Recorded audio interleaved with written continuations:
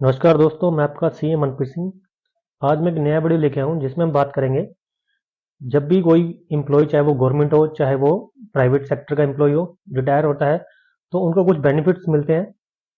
तो आज हम बात करेंगे उन बेनिफिट्स पे क्या टैक्स लगता है और क्या टैक्स सेविंग होती है, कौन कौन से बेनिफिट टैक्सेबल होते हैं, कौन कौन से बेनिफिट एग्जम्प्ट होते हैं।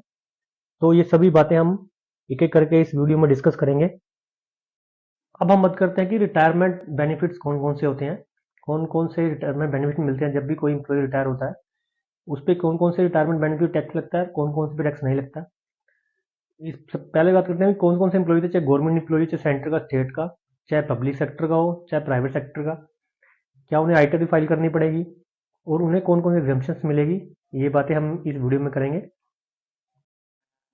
आपको जैसे पता ही है कि हमारे टैक्स सिस्टम में अब दो टैक्स रिजीम है, एक न्यू टैक्स रिजीम, एक ओल्ड टैक्स रिजीम। गवर्नमेंट ज़्यादा फोकस कर रही है किस पे, न्यू टैक्स रिजीम पे। इसलिए गवर्नमेंट ने न्यू टैक्स रिजीम को ही डिफॉल्ट टैक्स रिजीम बनाया है। सैलरी एम्प्लॉय को अपने क्या एम्प्लॉयर को फाइनेंशियल ईयर के स्टार्टिंग में बताना पड़ेगा अगर उन्हें ओल्ड टैक्स रिजीम चूज करनी है, ओल्ड टैक्स रिजीम में अपना टैक्स डिडक्ट करना है। अगर वो एम्प्लॉयर को कुछ नहीं कहते तो एम्प्लॉयर क्या करेगा, आपका न्यू टैक्स रिजीम में ही आपका टीडीएस डिडक्ट करेगा।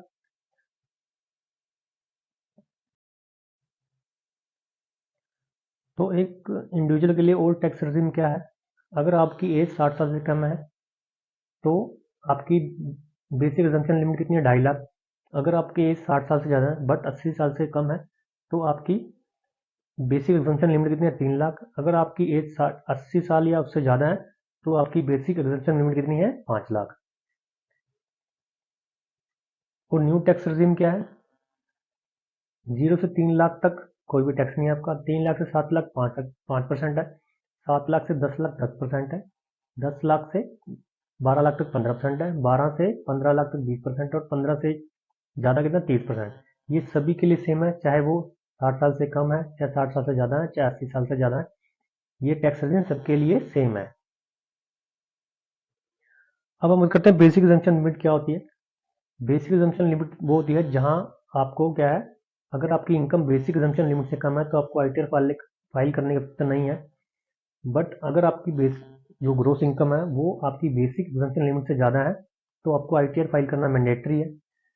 चाहे आपका टैक्स बनता हो चाहे ना बनता हो, चाहे आपका टीडीएस डिडक्ट हुआ चाहे ना हुआ, बट अगर आपकी gross income basic exemption limit से ज़्यादा हो गया तो आपको आईटीआर फाइल करना मैंडेटरी है।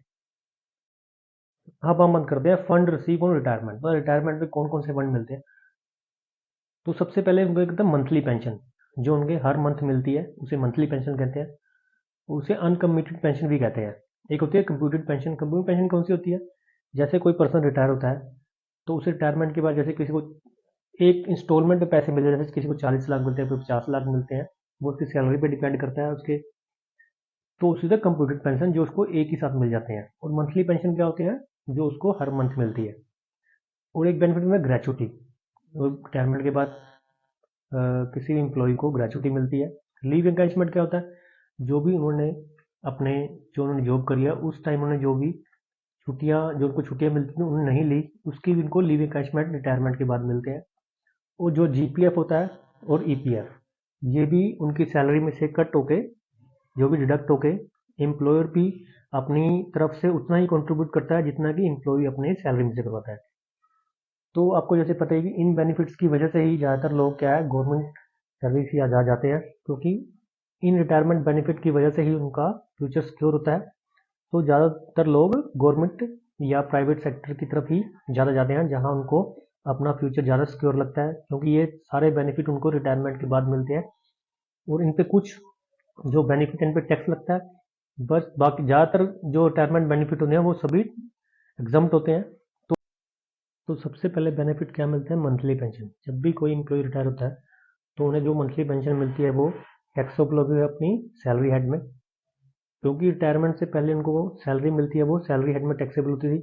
और जो भी उनको बाद में रिटायरमेंट के बाद पेंशन मिलेगी, मंथली पेंशन, वो भी सैलरी हेड में ही टैक्सेबल होगी।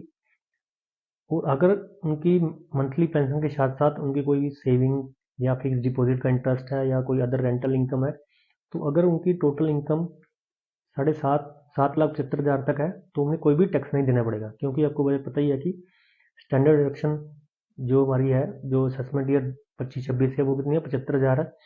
तो 7,75,000 तक कोई टैक्स नहीं देना पड़ेगा। बट अगर आपकी इनकम 3 लाख से ज़्यादा है बेसिक एग्जम्पशन लिमिट से, तो आपको आईटीआर फाइल करना मैंडेटरी है, क्योंकि ये मंथली पेंशन है, ये टैक्सेबल है। तो और ये अगर आपकी क्या है 3 लाख से ज़्यादा हो जाएगी तो आपको आईटीआर फाइल करना मैंडेटरी है। अब हम बात करते हैं कंप्यूटेड पेंशन की। सैलरी एम्प्लॉई जब भी रिटायर होता है तो उन्हें कंप्यूटेड पेंशन मिलती है।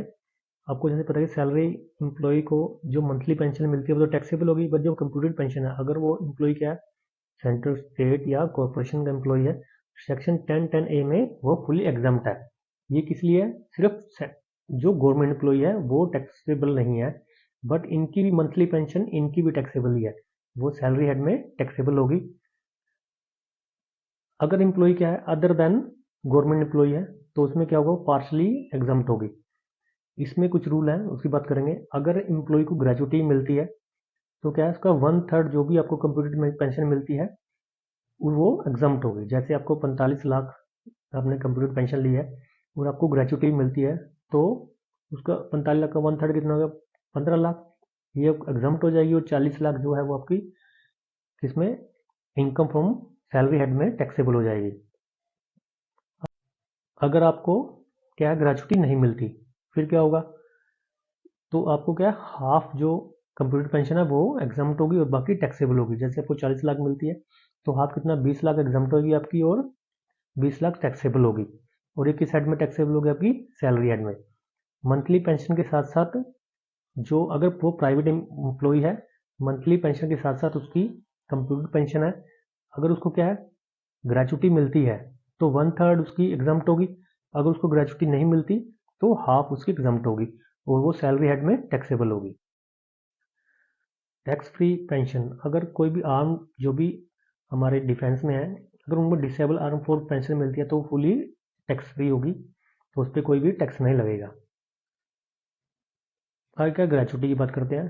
सेक्शन 10(10) में अगर गवर्नमेंट एम्प्लॉई है, चाहे वो स्टेट का, चाहे सेंटर का हो, चाहे वो कॉरपोरेशन का हो, तो वो क्या है फुली एग्जाम्प्ट है, उन पे कोई भी टैक्स नहीं लगेगा, तो उनको कोई भी टैक्स नहीं देना पड़ेगा। चाहे वो सुपरएनुअल रिटायरमेंट है, termination is fully exempt under the existing law. मतलब क्या, गवर्नमेंट एम्प्लॉई के लिए जो भी ग्रेजुटी मिलती है उनको वो फुली एग्जाम्प्ट है। और अगर कोई भी उनका नॉमिनीज है, अगर एम्प्लॉय की डेथ हो जाती है तो अगर नॉमिनी को कोई भी ग्रेजुटी मिलती है तो वो भी पूरी एग्जाम्प्ट होगी। अब हम बात करते हैं प्राइवेट सेक्टर एम्प्लॉय के लिए। अगर private sector employ gratuity act में कवर है तो list of the following 3 amount exempt, मतलब इन तीनों में जो भी कम होगा वो एग्जाम्प्ट बन जाएगी। एक्चुअल ग्रेजुटी जो भी उनको एक्चुअल में ग्रेजुटी मिली है वो। नंबर 2 क्या, 15 days salary for each year service calculate as last on salary, मतलब जो भी लास्ट मंथ की सैलरी होगी रिटायरमेंट होने से पहले, डीए प्लस बेसिक, तो उसकी कैलकुलेशन करेंगे। और 20 लाख, तो पहले क्या थी, 10 लाख थी, अब ये 20 लाख कर दी गई है। मतलब इन तीनों में जो भी कम होगी वो एग्जाम्प्ट मानी जाएगी। अगर इन तीनों माने किसी एम्प्लॉय को 40 लाख ग्रेजुटी मिली है और इन तीनों में से कम किस क्या आ रही है, उसको 20 लाख कम आ रहा है इन तीनों में, तो उसकी कितनी 20 लाख टैक्सेबल होगी और बाकी अमाउंट क्या होगा, इसका एग्जाम्प्ट माना जाएगा।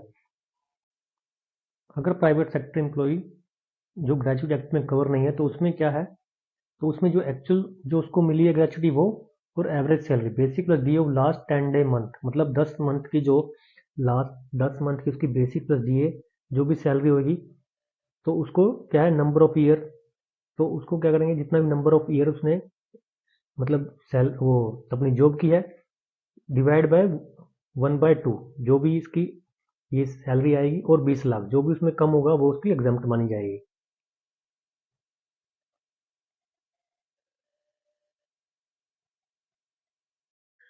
अब हम करते हैं लीव इंक्रेचमेंट की।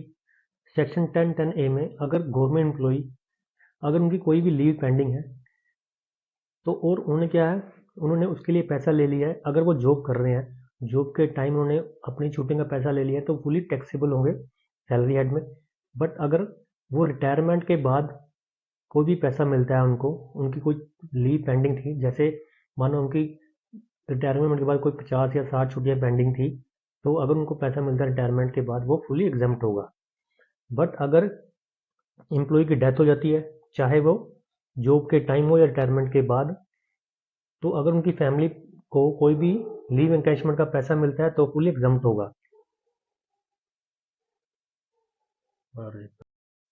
अब हम बात करते हैं प्राइवेट एम्प्लॉय के लिए। अगर private employ doing the job अपनी लीव एनकैशमेंट को क्या होता है कैश ले लेता है तो वो टैक्सेबल होगा।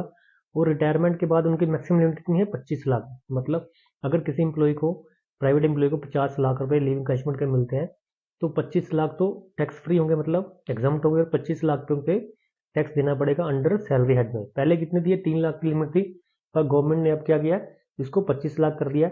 मतलब 25 लाख तक आपका एग्जाम्प्ट माना जाएगा, और बाकी जो भी आपका उससे ज़्यादा होगा वो सैलरी हेड में आपका टैक्सेबल होगा।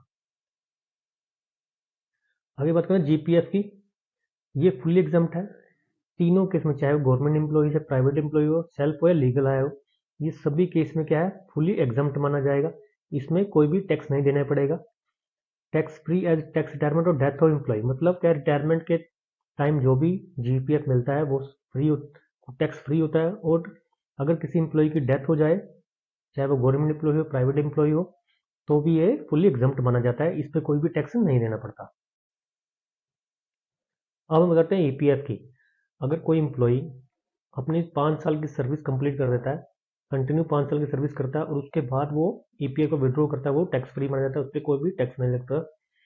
अगर एम्प्लॉय 5 साल से पहले उसका विड्रॉ कराता है वो टैक्सेबल माना जाएगा इनकम फ्रॉम सैलरी में। बट अगर वो 5 साल से विड्रॉ कराता है और 4-5 केस हैं जिनमें वो अगर 5 साल से पहले ही विड्रॉ कराता है तो वो टैक्स फ्री माना जाएगा। अगर क्या है, अगर उसका टर्मिनेट होता है ड्यू टू हेल्थ इशू से, या एम्प्लॉयर का बिजनेस बंद हो जाता है, या ऐसा कोई रीज़न है जो एम्प्लॉयर के कंट्रोल से बाहर है, अगर इन वजह से एम्प्लॉयर की सर्विस 5 साल से पहले कम ख़त्म हो जाती है और उसको अपना ईपीएफ विड्रॉ कराना पड़ता है, तो कोई ये टैक्सेबल नहीं माना जाता। अब हम बात करते हैं फैमिली पेंशन की। अगर कोई एम्प्लॉय की डेथ हो जाती है और उसकी फैमिली को कोई पेंशन मिलती है, तो वो जो पेंशन फैमिली को मिलती है वो इनकम फ्रॉम अदर सोर्सेज में टैक्सेबल होगी। ओल्ड टैक्स रजीम में एग्जम्पशन है। अगर किसी पर्सन को फैमिली पेंशन मिलती है, उसका 1/3, मानो किसी एम्प्लॉय को 60,000 मिलते हैं तो उसका 1/3 कितना 20,000 और 15,000, जो दोनों में से कम होगा वो एग्जम्प्ट मानी जाएगी, और बाकी क्या टैक्सेबल। जैसे 60,000 में से 1/3 कितना 20,000 और 15,000, दोनों से कितना कम को क्या कम है 15,000, तो 45,000 टैक्सेबल मानी जाएगी और 15,000 एग्जम्प्ट मानी जाएगी। और न्यू स्कीम में कितनी है, ये न्यू स्कीम में 25,000 है, तो क्या है 1/3 कितना 20,000 और 25,000, जो दोनों में से कम है क्या है 20,000, तो 60,000 में से 20,000 गए, 40,000 टैक्सेबल और 20,000 एग्जाम्प्ट मानी जाएगी। टैक्स फ्री इनकम क्या है, जो भी आपको सैलरी मिल रही है, पेंशन मिल रही है, न्यू टैक्स रजीम में कितनी है 7,75,000 तक आपको कोई टैक्स नहीं है। ओल्ड टैक्स रजीम में कितनी है 5,50,000 तक, मतलब 50,000 की स्टैंडर्ड डिडक्शन है ओल्ड रजीम में, और न्यू रजीम में कितनी है 75,000 की स्टैंडर्ड डिडक्शन है। आपको मेरा वीडियो कैसा लगा प्लीज़ शेयर करिए, सब्सक्राइब करिए। अगर आपको कोई क्वेश्चन पूछना है मुझसे प्लीज़ कमेंट जरूर करिए।